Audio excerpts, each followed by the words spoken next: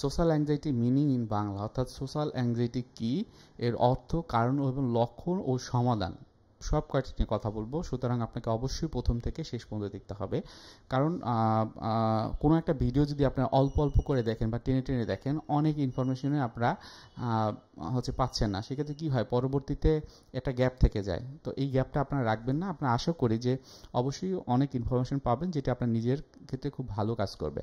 এখন social anxiety এটি একটি ইংরেজি শব্দ, এটাকে বাংলায় বলা হয় সামাজিক উদ্বেগ, আবার এটাকে সোশ্যাল ফোবিয়াও বলা হয়ে থাকে। ফোবিয়াও একটা অ্যাংজাইটি, এবং সেক্ষেত্রে এটা মানুষের কি করে, দৈনন্দিন জীবনে খুব বড় রকমের একটা প্রভাব ফেলে। এটি মানসিকতার একটা অবস্থা, যেখানে সামাজিক কোনো অবস্থায় যেতে ওই ব্যক্তি ভয় পায়, এবং সেই ভয়টা অনেক সময় তার ভিতরে একটা লজ্জাবোধ বা নিজের ভিতরে একটা ইনফেরিটরি বা ছোট হওয়া, নিজেকে সেই বোধটা তাদের কাজ করে। তাহলে অ্যাংজাইটির অর্থের জায়গাটা আমরা যদি কথা বলি, সোশ্যাল অ্যাংজাইটির কথা যদি বলে, এটি হলো একটা এমন একটা উদ্বেগ বা মানসিক চাপ, যেটা সমাজে কারোর সাথে গেলে বা সামনে গেলে তার ভিতরে এটি কাজ করে। এটি সাধারণত অন্যদের সামনে গেলেই যে হয়, ব্যাপারটা এরকম নয়। অনেক সময় দেখা যায় যে সে যখন বাসাতে থাকে, বাহিরের কেউ আসছে, কোনো গেস্ট বা অন্য, তখনও কিন্তু তাদের সাথে মিশতে চায় না। এর কারণ কি, তার অনুভূতি, আত্মবিশ্বাসের অভাব এবং লজ্জাবোধের কারণে কিন্তু অনেক ক্ষেত্রে এটা হয়ে থাকে। এখন সোশ্যাল অ্যাংজাইটির কিন্তু বেশ কিছু কারণও রয়েছে। প্রথমে যে কারণ, অতীত অভিজ্ঞতা, হয়তো বা সে যখন অনেক ছোট ছিল, তার ভিতরে একটা ভয় বা লজ্জার একটা বিষয় কাজ হয়েছিল, বা অপমানজনক কাজ হয়েছিল। অনেক সময় দেখা যায় বাবা মা বা অন্য যারা থাকে, ছোট বাচ্চা হয়তো বা মনে করে ও কিছু বোঝে না, ওর এমন কিছু কথা বলে ফেলে যেটা কিন্তু ওর ব্রেনের ভিতরে একটা এফেক্ট ফেলে। কারণ বাচ্চা থাকা অবস্থায় একজন মাথার যে ব্রেন, এটা কিন্তু খুব সফট থাকে, এবং অল্পতেই কিন্তু তারা একটা জিনিস রিসিভ করতে পারে। তো এটা অতীত অভিজ্ঞতা খুবই ইম্পর্টেন্ট। অনেক ক্ষেত্রে ট্রমা হয়, অর্থাৎ মানসিক আঘাতের এই যে বিষয়গুলো, ক্ষুদ্র ক্ষুদ্র বিষয়ের কারণে কিন্তু তাদের এই ধরনের সমস্যা হয়ে থাকে। সো অনেক সময় মানসিক এই যে বিষয়গুলো, বাবা মা বা অন্য যারা থাকে ফোস্টার কেয়ারার, তারা না বুঝেই কিন্তু এগুলো করে। সো এগুলো থেকে বিরত থাকা সব থেকে ভালো।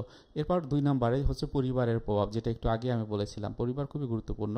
তা অনেক সময় দেখা যায় সামাজিক সীমাবদ্ধতা বা লজ্জাবোধ, অথবা দেখা যায় যে বাবা মায়ের যে একটা কন্ট্রোলিং, যে তুমি ওইখানে যেতে পারবা কি যাবা না, তুমি কোনটা করবা কি করবো না। আমি এই সময় এমনও দেখি যে বাবা মারা হচ্ছে যে তাদের সন্তানকে নির্ধারণ করে দেয় সে কোথায় পড়ালেখা করবে, সে কোন জামাটা পরবে, সে কোন খাবারগুলো খাবে। সো এই যে বিষয়গুলো না বাচ্চাদের অনেক এফেক্ট ফেলে, যেটা অনেক সময় দেখা যায় যে তাদের ভিতরে একটা সোশ্যাল অ্যাংজাইটি কাজ করে। জেনেটিক্যাল প্রভাবের কথা তো আপনারা শুনেছেনই হয়তো।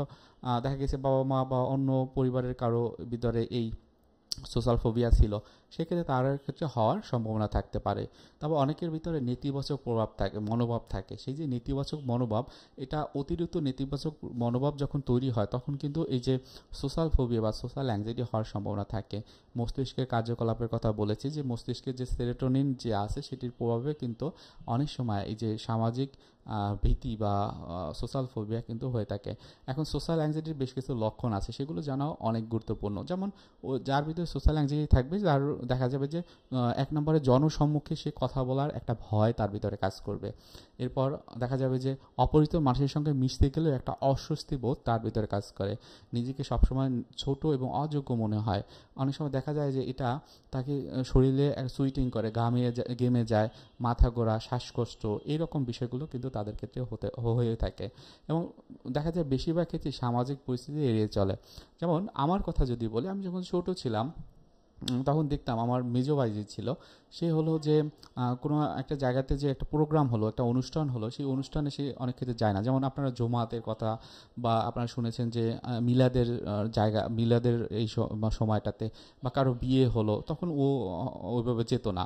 সো এবং সে বাসাতে যখন থাকতো তখন খুব দুষ্টুমি করতো।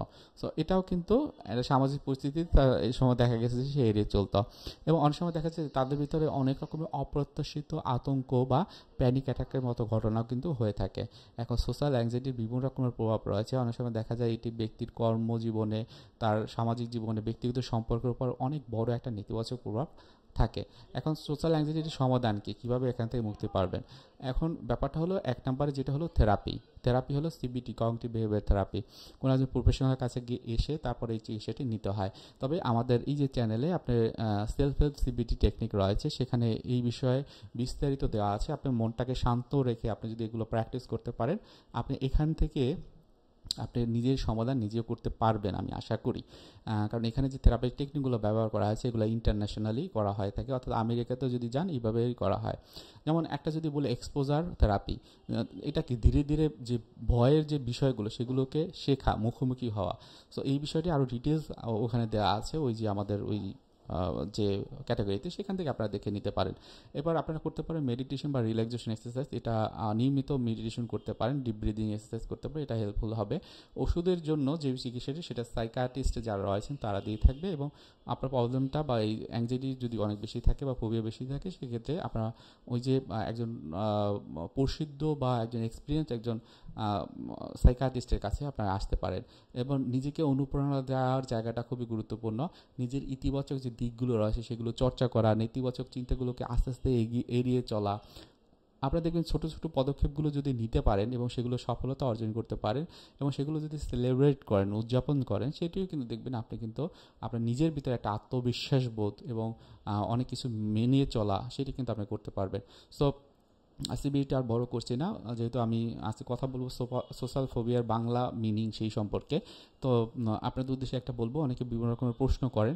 আমি বলবো যে আপনি যা প্রশ্ন করেন না কেন, আপনি যে ভিডিওতে যেগুলো দেওয়া আছে এগুলো প্র্যাকটিস যদি করতে পারেন তাহলে আর হয়তোবা অন্য কাছে জানতে চাওয়া বা বিভিন্ন রকমের নেটে সার্চ করা এটা দরকার হবে না, কারণ এটাও অনেক সময় কিন্তু আমাদের ভিতরে একটা অ্যাংজাইটি কাজ করে।